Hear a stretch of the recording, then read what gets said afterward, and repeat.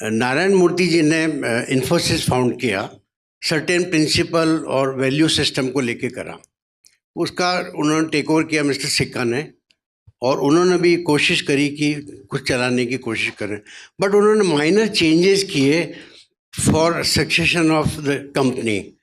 लेकिन वो मिस्टर नारायण मूर्ति को ठीक नहीं लगे कि बोले जो मैंने वैल्यू सिस्टम एक बना दिया है इस कंपनी के लिए, उस वैल्यू सिस्टम पे ये काम नहीं हो रहा है, और he was force to resign. तो उसमें बहुत ज़्यादा कंट्रोवर्सी हुई, सब लोगों की डिफरेंट डिफरेंट ओपिनियन थी। आपकी इसमें क्या ओपिनियन है कि whether mister Narayana Murthy was right और मिस्टर सिक्का वॉज राइट? मतलब प्रॉब्लम ये है कि मुझे बहुत डिटेल में पता नहीं है कि वहाँ क्या हुआ, इसलिए मैं स्पेसिफिक कमेंट तो नहीं कर पाऊँगा। अगर वो वैल्यू सिस्टम मुझे पता हो और डेविएशन क्या हुआ तो मैं बता पाऊँगा।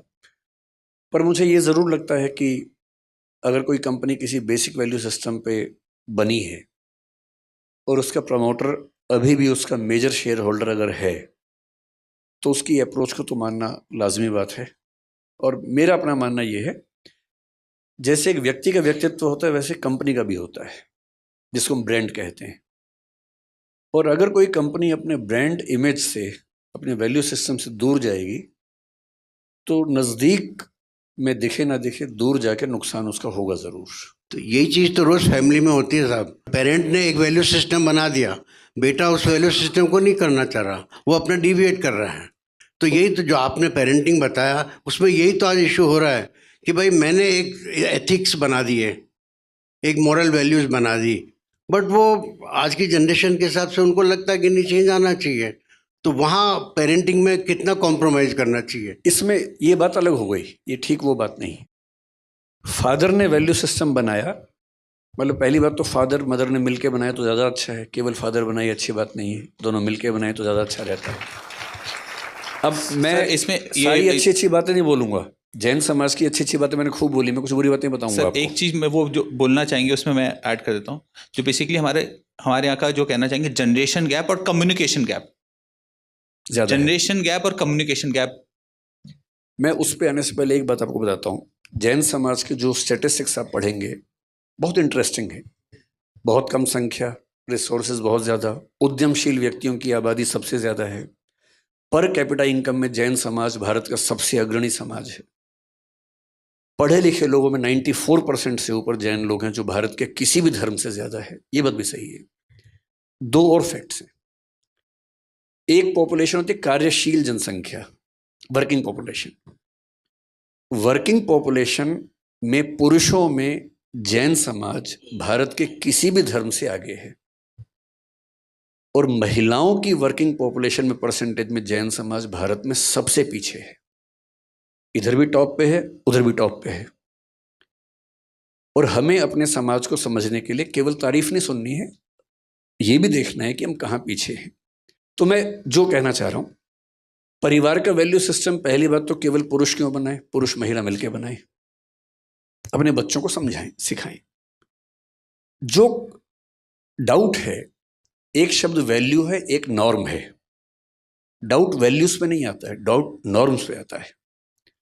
आपने कहा कि बेटा अहिंसा एक मूल्य है, बच्चे ने कहा ठीक है पापा अहिंसा एक मूल्य है, लेकिन उस अहिंसा को फॉलो करने के लिए आपने जो तरीके बनाए वो नॉर्म है, वो वैल्यू नहीं है, वो नॉर्म है। जैसे आप कह सकते हैं कि हम सूर्यास्त के बाद भोजन नहीं करेंगे क्योंकि कोई कीड़ा आ सकता है, मुंह में जा सकता है, जो प्राचीन काल में होता था। लेकिन एक पीढ़ी कभी आके बोलेगी अपने पेरेंट्स से कि पापा उस समय लाइट नहीं थी, अब तो लाइट है, ट्यूबलाइट जला के हम देख सकते हैं कि कोई कीड़ा नहीं आया। तो जिस समय ये नियम बना और आज के समय में, क्या अहिंसा के मूल्य पर रहते हुए भी हम थोड़ा सा लेट नहीं खा सकते हैं? मूल्य तो वही है, नॉर्म चेंज हुई। फिर मान लीजिए कल को जो समस्या आएगी हमारे परिवारों में, मैं शाकाहारी व्यक्ति हूं, मेरे परिवार में सब लोग शाकाहारी नहीं है क्योंकि अपनी अपनी चॉइसेस हैं। मैं शाकाहारी हूं और मरते दम तक शाकाहारी रहूंगा क्योंकि मेरी चॉइस वही है।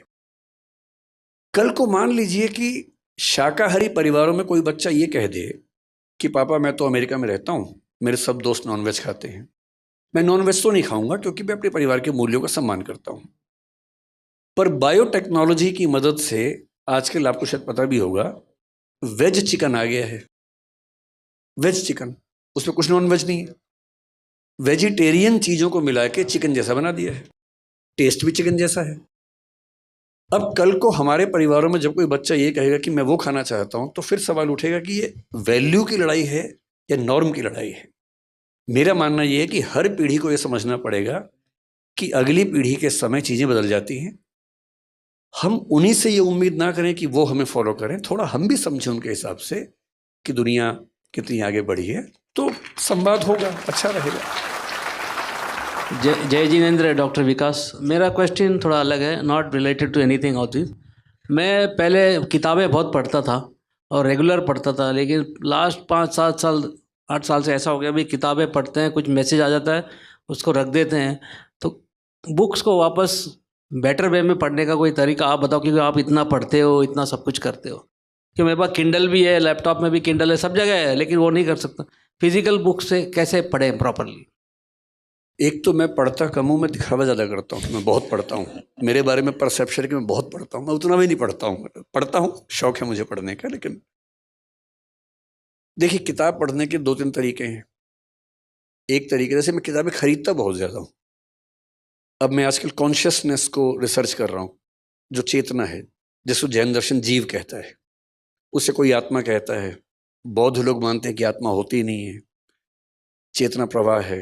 चारवाक कहते हैं कि ना चेतना प्रवाह है, ना आत्मा है, ना जीव है। हर दर्शन अलग बात कहता है, हर धर्म अलग बात कहता है।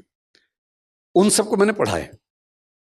अब मैं आजकल स्टडी कर रहा हूँ कि साइंस क्या कहता है। और दुनिया के इतिहास में केवल 30-40 साल हुए हैं जब हमने ब्रेन पे रिसर्च करनी शुरू कर दी है। EEG जब पहली बार आया, उसके बाद से हम ब्रेन को स्टडी कर पा रहे हैं और हमें पता है कि ब्रेन में चीज़ें कैसे काम करती हैं। तो एक विचार आज के लिए आ रहा है कि शायद आत्मा नाम की चीज़ है ही नहीं, केवल ब्रेन में न्यूरॉन्स की एक्टिविटीज़ हैं। कुछ लोग नहीं मानते, कहते हैं कि आत्मा होती है। इस स्टडी को बोलते हैं कॉन्शियसनेस। इस पर बहुत रिसर्च चल रही है और मैंने पिछले महीने में कम से कम 5 बड़ी महत्वपूर्ण किताबें मंगवाई हैं, कोई अमेरिका से, कोई इंग्लैंड से, कोई कहीं से, कि उनको पढ़ूंगा। सामने रखी हुई हैं और मैं रोज़ 2-4 पेज पढ़ भी लेता हूँ उसमें, सिर्फ इसलिए कि वो कंटिन्यूटी बनी रहे। ठीक से पढ़ने का एक ही तरीका है, क्योंकि जैसे आप व्यस्त रहते हैं, मैं भी व्यस्त रहता हूँ, मेरा फ़ोन भी बजता है, ऑफिस के बहुत सारे काम होते हैं। मैं अध्यापक हूँ, साथ में मैं उद्यमी भी हूँ और हमारी कंपनी में करीब 2,200 लोग काम करते हैं। काफ़ी ह्यूज चीज़ें हैं, तो मुझे उसमें बिजी रहना पड़ता है, वो भी करना होता है। अब पढ़ाई करते हुए फ़ोन तो आता है, व्हाट्सएप भी आ जाता है, ज़रूरी काम भी आता है। तो 2 तरीके हैं। अगर किताब पढ़नी ही है तो 1-2 घंटे के लिए फ़ोन को साइड में रख दीजिए, साइलेंट कर दीजिए। मैं तो ऐसा करता हूँ, अक्सर करता हूँ कि फ़ोन को साइलेंट किया, एयरप्लेन मोड पे किया, कमरे के बाहर रखा और 2 घंटे पढ़ा। सबको बोल दिया कि 2 घंटे डिस्टर्ब मत करना, बहुत इमरजेंसी हो तो ही बताना। मेरे घर के लोग सम्मान करते हैं इस बात का। दूसरा तरीका आसान बताता हूँ आपको। अब मैंने, जैसे पेरेंटिंग पे बात इन्होंने बोला, मुझे कोई ऐसी एक्सपर्टीज तो है नहीं, तो मैंने सोचा कि मैं देखूं कि क्या क्या दुनिया में इस पर पढ़ाई हुई है।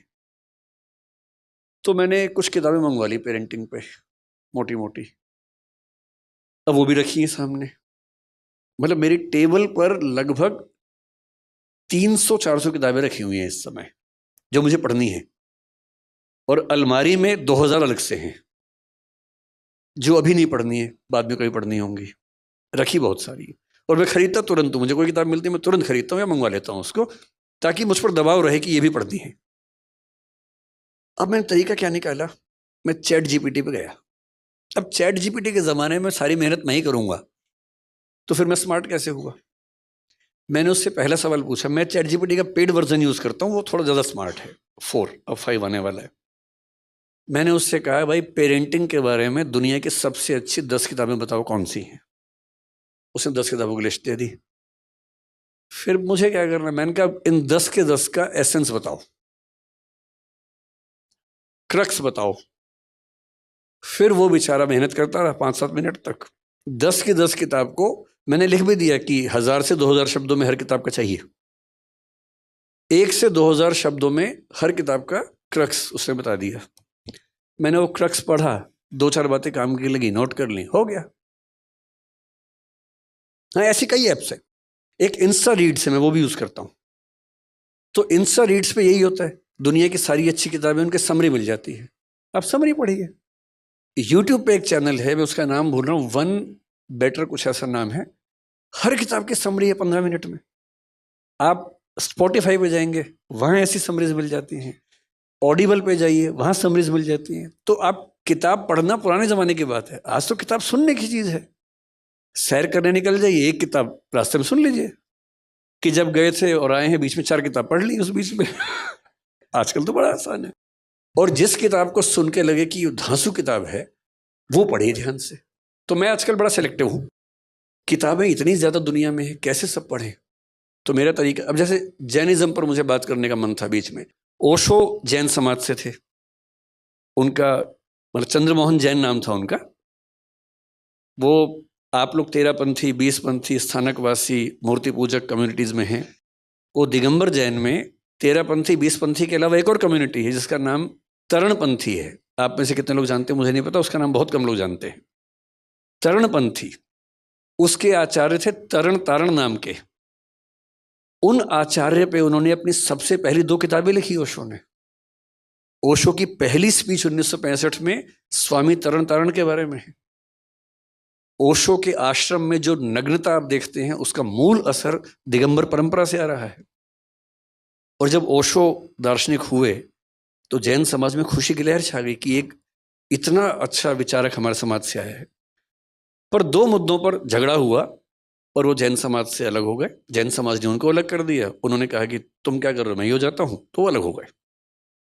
लेकिन बहुत इंटरेस्टिंग बात है कि उन्होंने जैनिज्म पर 4 इतनी मोटी मोटी बुक्स लिखी हैं, मैंने वो भी मंगवा ली हैं, वो भी रखी है मेरे सामने। तो क्या होता है, जो किताब सुनने में उपलब्ध है सुन लीजिए, जिसकी समरी उपलब्ध है पढ़ लीजिए, जिसको सुन के या समरी पढ़ के लगे कि ये कमाल की चीज़ है, उसे पूरा पढ़िए। इस तरह से आप मतलब एक साल में कम से कम 50-100 नई किताबों को जान पाएंगे। और मैं अक्सर बोलता हूँ कि एक किताब पढ़ने का मतलब है आपने किसी और व्यक्ति के 40 साल की ज़िंदगी को जी लिया। उसने 40 साल पढ़ के सोच के जो लिखा, आपने एक दिन में पढ़ लिया। तो हमारी शारीरिक आयु जैसे मेरी 50 साल है, हमारी सांस्कृतिक आयु 5 लाख साल है हम सबकी। पिछले 5 लाख साल में इंसान ने जो जो सीखा, शिफ्ट करता गया, ट्रांसफ़र करता गया, वो सब हमें मिल गया, मुफ्त में मिल गया। और जिसने हर साल 100 किताब पढ़ ली हैं, सुन ली, 40 मान लें एक को, तो हर साल 4000 साल का हो रहा है वो आदमी।